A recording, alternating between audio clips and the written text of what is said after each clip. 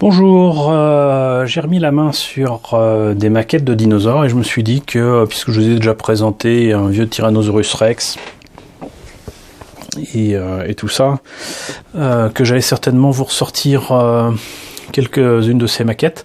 J'ai retrouvé du Tamiya, mais j'ai surtout retrouvé cette maquette de Lindbergh. Et je me suis dit que comme je vous avais déjà présenté l'Alien de Independence Day, il n'y avait pas de raison que je ne présente pas les maquettes de Jurassic Park que Lindbergh avait proposées. Car intéressant que Lindbergh, parce que comme vous voyez sur la boîte, même sans avoir vu les pièces, on voit déjà que le kit est moche. Non mais sérieux. C'est vraiment très très laid. Il y a beau y avoir le logo Jurassic Park qui indique que c'est un produit officiel, ça sent quand même la reprise de vieux kits de dinosaures, peut-être carrément des années 70. Quoique là, avec le Vélociraptor, j'ai un peu de doute, mais ça reste moche, ça reste très très laid.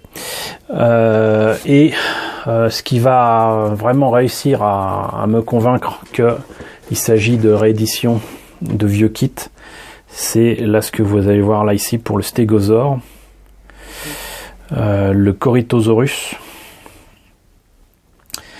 et peut-être même le Tyrannosaurus Rex. Parce que là pour l'Hadrosaure, donc le Corythosaure, donc c'était le dinosaure à bec de canard, et le Stégosaure, là on voit bien quand même qu'il s'agit de très très vieilles maquettes, peut-être même des années 60, parce que plus personne ne représenterait les hadrosaures sur leurs deux pattes arrière de cette façon-là, quoi. Maintenant, on sait que les dinosaures avaient le corps plus ou moins allongé, mais surtout que la queue servait de balancier, donc c'était pas du tout dans cette pose-là qu'on aurait retrouvé le Corythosaure, et c'était pas dans cette forme-là qu'on le voyait d'ailleurs dans Jurassic Park, en tout cas je ne crois pas.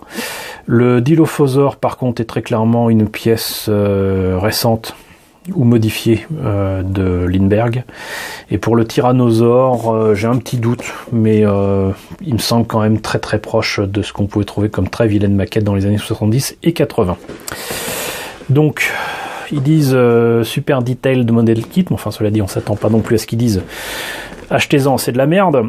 Voilà ce que ça donne une fois monté et peint.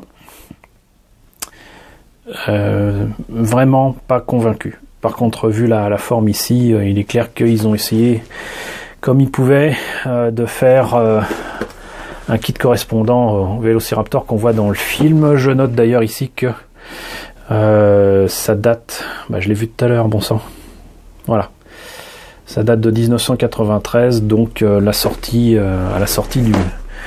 du film Jurassic Park au cinéma, voilà, il y a déjà 24 ans, ça nous rajeunit pas. Et alors pourquoi j'ai cette maquette? Je vais pas vous le cacher, c'est que simplement je l'ai trouvé pas cher. Et en plus, je l'ai trouvé en brocante, en vide-grenier.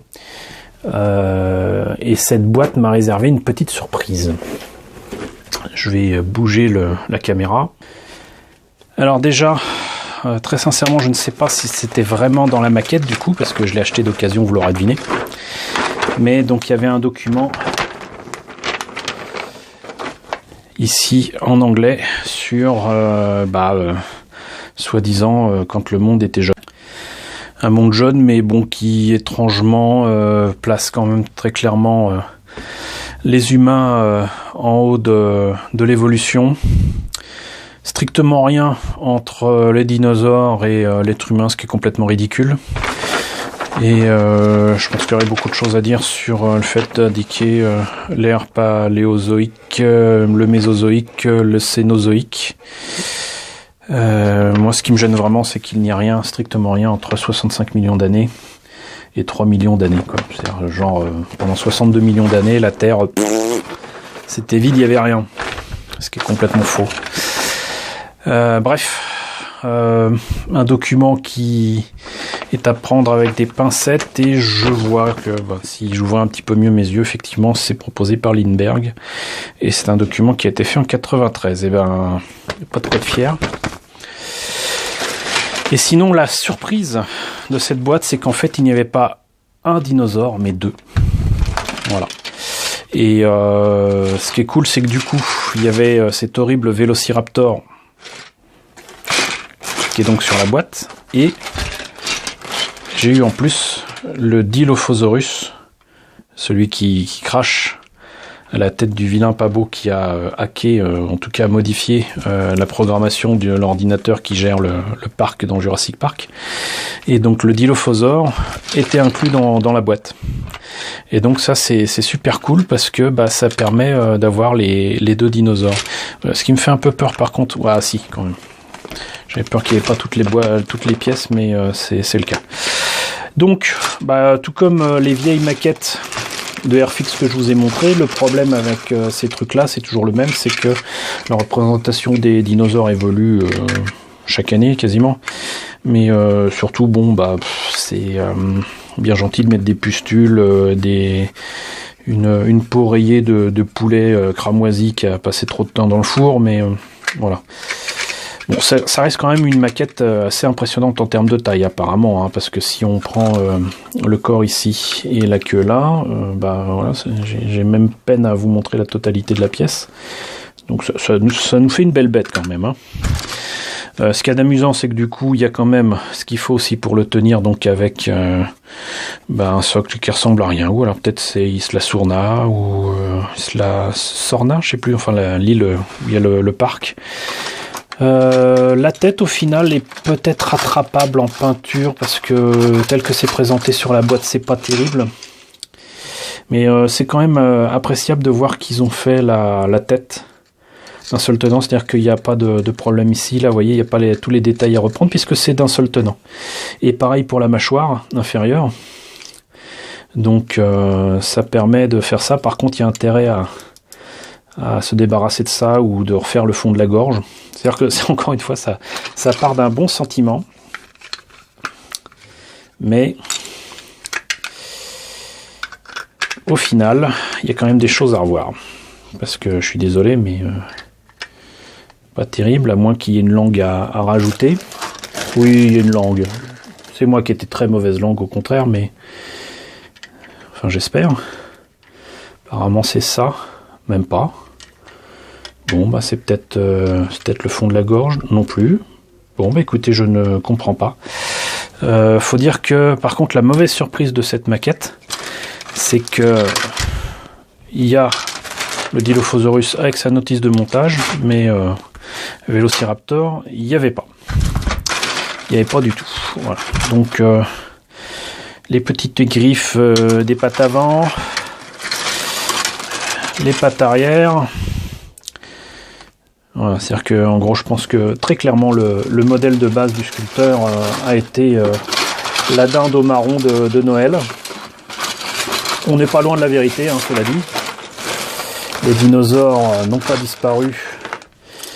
Ils volent, ils sont parmi nous. Ils ont juste évolué. En tout cas, ils n'ont pas tous disparu. Rappelons que même du côté des oiseaux et des mammifères, le cheval, qui est quand même de taille imposante désormais, il y a quelques millions d'années, n'était pas plus grand qu'un chat. Il y avait des espèces d'autruches géantes avec des griffes énormes et des becs acérés qui chassaient sur la Terre il y a bien des millions d'années aussi, mais voilà. Et que nos ancêtres, les plus gros ancêtres qu'on connaisse, étaient à peine plus grands que des souris. Donc, la roue tourne, les amis, la roue tourne. Pour le Dilophosaurus, du coup, on va voir ce que ça donne avec la notice. J'ai l'impression qu'il y a plus d'informations pour la pub que pour la maquette elle-même. Donc, on commence par la queue, ensuite par le corps, visiblement une partie du cou, oui, c'est voilà. Les pattes arrière, les pattes avant. On met sur le corps, on commence par la collerette, on met la tête, et là aussi pareil, apparemment la tête est en un seul morceaux. Et ça c'est très agréable. Voilà, ça c'est très très appréciable d'avoir une tête d'un coup comme ça. Juste un peu gênant d'avoir des dents proéminentes comme ça. C'est aucun animal ne se promène avec les dents au dehors. Hein. Donc voilà, on voit que effectivement c'est pas de la maquette fine, hein. Même au niveau de c'est bien simple. Regardez-moi ça, la grappe. C'est,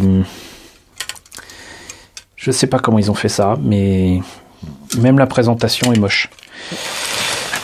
Bref, pour en tirer le meilleur de ce truc-là, j'ai intérêt à me lever tôt, très tôt. Mais on sait jamais. J'avais réussi à faire quelque chose d'assez sympa au final. De l'Alien d'Independence Day. Il est clair et est évident que il y a de bien plus belles maquettes qui existent pour faire des dinosaures, même si c'est pas estampillé Jurassic Park. Je pense immédiatement aux maquettes de Tamiya. Je ne tarderai pas à vous les présenter.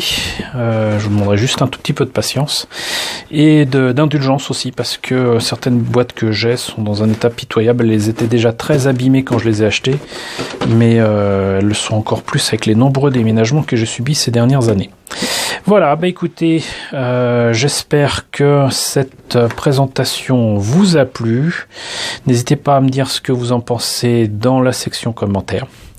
N'hésitez pas à liker, n'hésitez pas à partager, n'hésitez pas à vous abonner si ce n'est pas déjà fait. Et je vous retrouve donc très bientôt pour la présentation de nouvelles maquettes de dinosaures.